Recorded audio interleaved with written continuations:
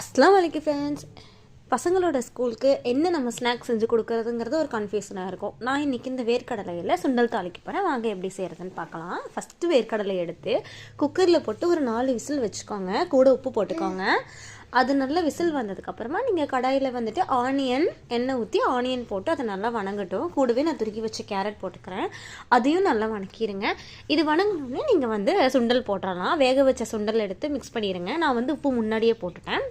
கொஞ்சமாக மிளகாத்தூள், பசங்க காரம் அதிகம் சாப்பிட மாட்டாங்களே, கொஞ்சமாக மிளகாத்தூள் போட்டுக்கோங்க. அவ்வளோதான். அதை நீங்கள் ஆட் பண்ணி அந்த பச்சை வாசம் போன உடனே நீங்கள் கூடவே இன்னும் கொஞ்சம் நான் வெங்காயம் போடுறேன். அது எதுக்காகனா கொஞ்சம் கடித்து சாப்பிட்டா கொஞ்சம் நல்லா இருக்கும்ல, அதனால் நான் ஒரு பச்சை வெங்காயம் கொஞ்சம் போட்டுக்கிறேன்.